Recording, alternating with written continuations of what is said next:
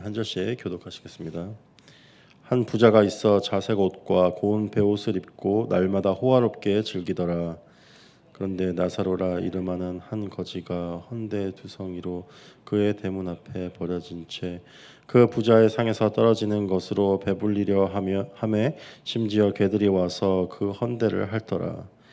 이에 그 거지가 죽어 천사들에게 받들려 아브라함의 품에 들어가고 부자도 죽어 장사되매 그가 음부에서 고통 중에 눈을 들어 멀리 아브라함과 그의 품에 있는 나사로를 보고 불러 이르되 아버지 아브라함이여 나를 긍휼히 여기사 나사로를 보내어 그 손가락 끝에 물을 찍어 내 혀를 서늘하게 하소서. 내가 이 불꽃 가운데서 괴로워하나이다. 아브라함이 이르되 너는 살았을 때 좋은 것을 받았고 나사로는 고난을 받았으니 이것을 기억하라. 이제 그는 여기서 위로를 받고 너는 괴로움을 받느니라. 그뿐 아니라 너희와 우리 사이에 큰 구렁텅이가 놓여 있어 여기서 너희에게 건너가고자 하되 갈 수 없고 거기서 우리에게 건너올 수도 없게 하였느니라. 이르되 그러면 아버지여 구하노니 나사로를 내 아버지의 집에 보내소서. 내 형제 다섯이 있으니 그들에게 증언하게 하여 그들로 이 고통받는 곳에 오지 않게 하소서. 아브라함이 이르되 그들에게 모세와 선지자들이 있으니 그들에게 들을지니라. 네, 그렇지 아니하나이다. 아버지 아브라함이여 만일 죽은 자에게서 그들에게 가는 자가 있으면 회개하리이다. 함께 읽겠습니다. 이르되 모세와 선지자들에게 듣지 아니하면 비록 죽은 자 가운데서 살아있는 자가 있을지라도 권함을 받지 아니하리라 하였다 하시니라. 아멘. 오늘 본문에서 예수님은 한 부자와 나사로라 하는 거지의 이야기를 들려주시는 것을 보게 됩니다. 이 이야기는 바리새인들을 염두에 두시고 하시는 말씀으로 우리는 볼 수가 있습니다. 바리새인들은 하나님의 율법으로 자신 스스로가 의로운 사람이라고 생각하였던 사람이었습니다. 왜냐하면 그 율법을 누구보다 철저하게 지키기 위해서 노력하였기 때문이었습니다.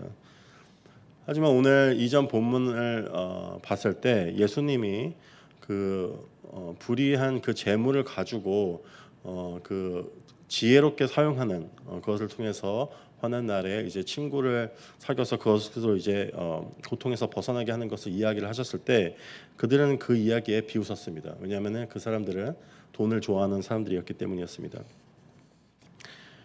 오늘 우리는 이 세상에서 부자가 되는 것이 그렇게 잘못된 것이 아닌 것으로 생각을 합니다. 부자가 되는 것만으로도 우리가 죄를 짓는다고 할 수는 없겠죠. 오히려 우리는 부를 누리는 것이 하나님이 우리에게 베풀어 주시는 축복이라고 생각을 합니다. 하지만 분명한 것은 예수님께서 부자가 천국에 들어가는 것이 낙타가 바늘구멍에 들어가는 것처럼 아주 어려운 것, 어떻게 보면 불가능한 일이라고 하셨던 그 말씀에 우리는 주목을 해야 할 것입니다. 나사로는 나사로와 반대되는 그 부자가 있는데 그 사람은 이름을 들어서도 얘기하지 않습니다. 나사로는 하나님께서 인정해 주는 사람이고 긍휼히 여기는 사람이지만 이 부자라는 사람은 하나님께서 살아있을 때는 하나님이 그를 자신을 인정해 준다고 생각을 했지만은 오늘 본문에서는 예수님이 그의 이름도 언급하지 않는 것을 보게 됩니다. 그 사람은 부자였고 자색 옷과 고운 베옷을 입고 날마다 호화롭게 즐기는 삶을 살았다고 이야기를 하고 있습니다. 반면에 나사로라 하는 거지는 헌데투성이로 다른 곳이 아니라 이 부자의 대문 앞에서 버려져 있어서 부자의 상에서 떨어지는 것으로 배를 불리려고 하고 개들이 와서 그의 헌데를 핥았다고 이야기를 하고 있습니다. 이제 그 거지 나사로가 죽게 되자 천사들에게 이끌려서 아브라함의 품으로 이제 들려가게 됩니다. 반면에 부자는 이제 지옥으로 향하게 되죠. 그 음부 지옥의 그 고통 가운데서 그 부자가 그 아브라함과 그의 품에 나사로가 있는 것을 보게 됩니다. 이제 그 아브라함에게 그 고통 중에서 이 부자가 이제 호소를 하는 거죠. 아버지 아브라함이요 이렇게 얘기를 합니다. 그는 분명히 살아 있을 때 자신이 아브라함의 자손이었기 때문에 의로운 백성이고 하나님의 자녀이라는 그 사실을 잊지 않았던 것으로 우리는 보게 됩니다. 아버지 아브라함이요 이렇게 부르게 되죠. 그러면서 자신을 긍휼히 여겨서 자신이 돌보지 않았던 나사로를 통해서 자신을 좀 돌봐달라고 이야기를 합니다. 내가 여기 있는 것이 너무 목마르고 고통스러우니 나사로를 통해서 손가락 끝에 물을 찍어서 내 혀를 서늘하게 해달라고 아브라함에게 호소를 하게 되죠. 그때 아브라함이 너가 살았을 때 너는 좋은 것을 많이 누렸고 받았고 나사로는 고난을 받았으니 그는 여기서 위로를 받고 너는 고통 중에 있을 것이라고 이야기를 합니다. 그리고 너와 우리 사이는 큰 구렁텅이가 있으니 여기서 우리가 너에게 갈 수 없다라고 이야기를 하고 있죠. 그러자 부자는 그렇다면은 내가 도움을 받을 수 없다면은 지금 내 집에 있는 형제들이 나와 같은 위험한 상황에 처해 있으니 부자로 살아가면서도 의인이라 생각하면서 하나님의 백성이라면서 그 구원을 받을 것이라는 착각 속에 살고 있으니 나사로를 내 아버지의 집에 좀 보내주십시오라고 이야기를 합니다. 그 형제들에게 증언을 해서 그들이 그 멸망의 길에서 벗어날 수 있게 해달라고 이야기를 하고 있는 거죠. 그러자 아브라함은 그들이 나사로에게 들을 것이 아니라 그들에게 모세와 선지자가 미리 있으니 그들에게 들을 것이라고 이야기를 합니다. 그러자 그 부자는 아닙니다. 죽은 자가 가야지요. 가서 보여줘야만 그 사람들이 회개를 하고 변하게 될 것이라고 얘기를 합니다. 그래서 아브라함이 그들이 미리 벌써 갖고 있는 그 하나님의 말씀 모세와 선지자들에게도 듣지 아니한다면은 아무리 죽은 자가 살아서 간다고 해도 절대 그들은 권함을 받지 않을 것이라고 이야기를 합니다. 저희는 이 이야기를 통해서 예수님이 들려주시는 이 비유를 통해서 우리는 깨닫게 되는 사실이 몇 가지가 있습니다. 첫째는 부자이기 때문에 그 부자가 그것만으로 지옥에 간 것은 아니라는 사실입니다. 하지만 그는 매일마다 호화로운 삶을 즐기는 사람이었습니다. 그리고 나사로라는 거지가 그의 멀리 있는 곳이 아니고 그의 대문 앞에서 매일 볼 수 있는 곳에 누워 있음에도 그는 그 나사로를 돌보지 않았습니다. 우리는 이 이야기를 볼 때 나사로와 그 부자가 전혀 관계가 없는 사람으로 볼 수 있지만은 앞에 그 집에서 나갔다가 들어오는 그 길목에 항상 그 나사로가 있었고 오늘 본문에서 그 부자가 나사로란 이름을 정확히 알고 그를 가족들에게 보내달라고 하는 것으로 봐서 그는 분명히 나사로라는 사람을 개인적으로 알고 있던 사람으로 우리는 추측을 해볼 수 있습니다. 그 나사로의 받는 고통과 그 상처와 그 아픔을 그는 매일마다 보았음에도 그는 그 나사로를 돌보지 않고 그의 집으로 그를 들이지 않았습니다. 둘째로 그 부자는 부와 쾌락에 취해 있는 사람이었습니다. 우리가 어떤 것에 취하게 되면은 우리는 다른 것을 볼 수가 없습니다. 왜냐하면 맨정신에 될 수 없기 때문이죠. 어떤 것에 취해 있게 될 때 그것을 계속해서 취해 있는 상태를 유지하고 싶어 합니다. 그는 부와 그 쾌락에 취해 있을 때 그 도움이 필요한 나사로를 볼 수 없었고 뿐만 아니라 그는 자신이 하나님의 율법을 하나님의 이웃을 돌보라는 율법을 지키지 않으므로 지옥에 가게 될 것 또한 그 자신은 몰랐을 것입니다. 우리 본문으로 볼 수 있는 것은 그의 형제들 또한 동일하게 부자였던 것으로 우리는 추측을 해볼 수 있습니다. 그들에게 나사로를 보내달라고 이야기를 하죠. 그 형제들에게 남은 마지막 희망은 말씀을 통해 권함을 받는 것이었습니다. 말씀을 제대로 볼 때 우리는 하나님의 뜻을 발견하게 됩니다. 이웃을 돌보고 사랑하고 그들에게 긍휼을 베풀라고 하시는 그 하나님의 말씀이 다른 곳에 있는 것이 아니라 모세와 선지자 구약에 분명히 나와 있는 내용이죠. 또한 우리는 성경을 제대로 읽을 때 구약을 통해서 예수 그리스도를 발견하게 됩니다. 그 뜻은 예수님이 오셔야 하는 이유를 우리가 정확하게 발견하게 된다는 것이죠. 내가 얼마나 철저하게 죄인이고 얼마나 타락한 사람이고 예수 그리스도 메시아 없이는 내 스스로를 내 노력으로 구원할 수 없는 사람이라는 그 상태에 있다는 것을 우리는 말씀을 통해 깨닫게 됩니다. 거기서 그리스도를 발견하게 되는 것이죠. 크리스천으로 살아가면서 우리는 남을 돌보는 것이 구원과 상관이 없다고 생각을 하기도 합니다.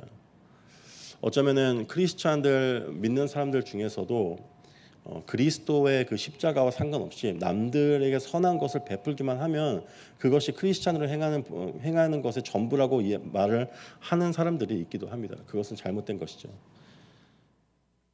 하지만 우리는 분명히 알아야 되는 것은 예수님께서 자비를 베풀지 않는 사람들에게는 자비 없는 심판이 있을 것이라고 말씀하셨다는 사실입니다. 그것은 자비 없는 행위가 악하기 때문에 심판받는 것이라고 우리는 분명 생각할 수 있지만은 본질적으로는 우리가 심판받는 이유는 하나님을 모르기 때문일 것입니다. 그리고 하나님 안에 그리스도 안에 거하지 않음으로 그리스도 밖에 있는 그 심판을 받게 되는 것일 것입니다. 하나님을 모른다는 것은 지식적으로만 모른다는 것은 아닐 것입니다. 하나님도 알고 하나님의 은혜도 머리로는 알지만은 마음으로 알 수 없는 것이 그것이 가능하다는 사실이 우리로 하여금 소름을 돋게 하죠. 구약에서 요나 선지자가 그러했습니다. 그는 느네웨로 가서 그 하나님의 그 회개의 말씀을 선포하는 것을 너무나 싫어했습니다. 그리고 그가 하나님의 말씀에 억지로 순종해서 나아가서 선포하게 될 때 그 사람들이 죄를 뒤집어 쓰고 회개하는 것을 보자 그것이 너무나도 싫어서 그 성에서 밖으로 나가면서 하나님께 외쳤던 이야기가 있습니다. 하나님, 내가 이런 일은 일어날 줄 알았습니다. 당신은 선하신 분이고 의로운 분이고 자비로운 분이기 때문에 그 죄인들에게 회개를 허락하실 것을 내가 알았기 때문에 이것을 하지 않겠습니다라고 생각하지 않았습니까? 라고 말을 하는 것을 보게 됩니다.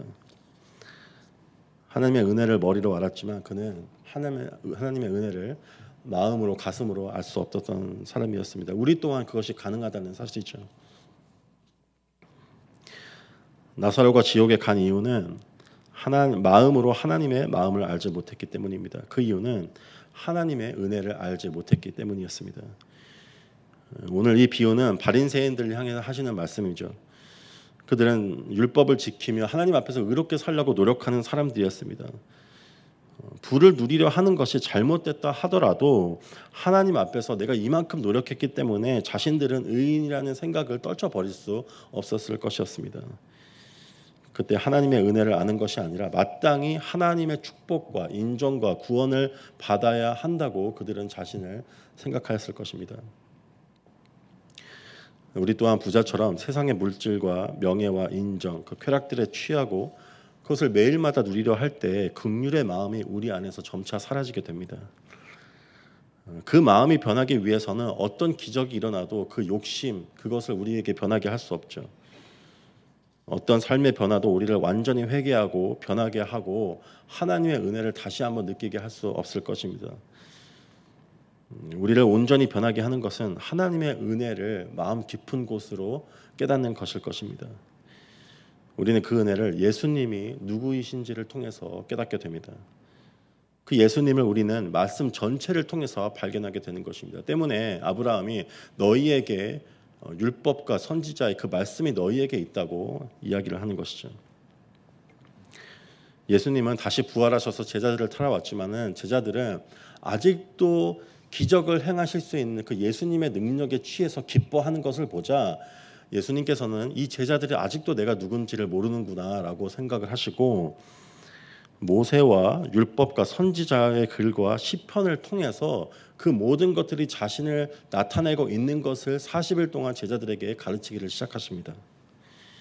뿐만 아니라 제자들의 마음을 열어서 성경을 가르치기 시작했다고 말을 하고 있습니다. 이처럼 성경 전체를 통해서 그리스도를 알게 될 때 그 가운데서 하나님의 은혜를 마음으로 알게 될 때 은혜 가운데 우리가 계속 머물 수 있게 될 때 세상의 것들에 취하는 것을 멈추고 내 주위에 있는 내가 아는 그 사람, 가난하고 고통받는 나의 도움이 필요한 그 사람을 발견하고 그를 돌보기 시작할 것입니다. 그 축복이 저와 여러분에게 임하기를 축원합니다. 기도하시겠습니다. 주님 감사합니다. 주님 말씀을 통해서 주님 그 율법을 지킴으로 자신이 의롭게 된 사람은 그 바리새인들에게 그들이 그 돈과 그 욕심에 취하는 것, 이웃을 돌보지 않는 것, 그것이 결국 하나님을 알지 못하고 은혜를 알지 못함이라는 것을 우리는 보게 됩니다. 주님, 우리가 나의 구원이 하나님을 아는 것이고 예수 그리스도를 믿는 것이지 선한 것을 베푸는 것이라는 관계는 없다고 생각하는 착각에 빠지게 됩니다. 주님, 그렇죠. 그 우리의 의로운 행위가 우리를 구원할 수는 없을 것입니다. 하지만 내가 오늘 하나님이 나에게 베풀어 주신 나를 대신해서 그리스도의 십자가에 달려 죽음을 당하게 하신 그 예수 그리스도의 보혈의 피와 그 은혜가 오늘 내 마음 곳에 내 마음 깊은 곳에 내가 그걸 누리고 있는지, 그것이 나로 하여금 내 주위에 있는 긍휼히 여겨야 하는 사람을 바라보게 하는지를 내 자신을 돌아보게 하여 주시옵소서. 세상의 것에 취해서 은혜를 잊어버리는 그 실수를 범하지 않도록 주님 저에게 긍휼을 베풀어 주시옵소서. 감사합니다. 예수님의 이름으로 기도드렸습니다. 네. 오늘 저에게 허락하신 말씀 붙잡고 나아갈 때